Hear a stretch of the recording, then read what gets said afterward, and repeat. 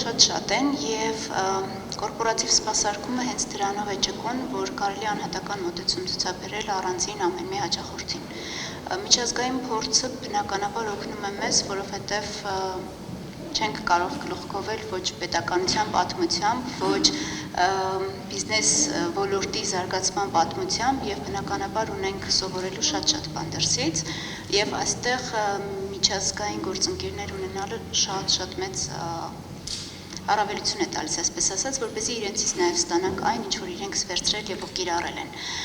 Մի կարևոր բան եմ ուզում ընդգծեմ, որը կփոխլրացնի իմ գործընկերների ասած, որովհետեւ ընդհանուր բոլորս էլ համամիտ ենք ընդհանուր մի գաղափարի շուրջ, որ outsource եւ in-house իրավաբանությունը պետք է համատեղվեն շատ դեպքերում։ Մի կարևոր հանգամանք կա, որ պետք է մենք կարողանանք ցույց տալ մեր գործընկերներին, ապագա վստահորդներին։ Սկզբում դրված ճիշտ իրավական աուդիտը եւ ճիշտ փաթեթների մշակումը հնարավորություն է տալիս ընկերությանը լավ կանխատեսելի ռիսկեր ունենալ։ Օրինակ բերեմ,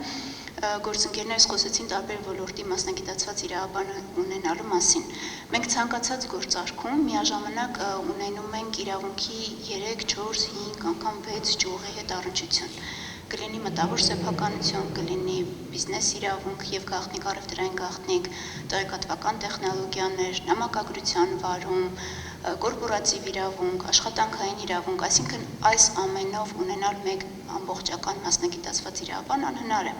բայց կարելի է ունենալ այդ բոլոր իրավաբանների փորձի հաշվառմամբ լավ մշակված պայմանագրային փաթեթ, կորպորատիվ փաթեթ, դնել ճիշտ հիմքերի վրա, ճիշտ ուղղություններ տալ, թե որտեղից պետք է բիզնեսը իր ռիսկերը տեսնի եւ ինչպես պետք է դրանք կանխի եւ տալ ճիշտ գործիքակազմ, թե որոնք են այն կարմիր լույսերը, երբ պետք է մեզ հիշեն։ Այս դեպքում մենք հնարավորինս նվազեցնում ենք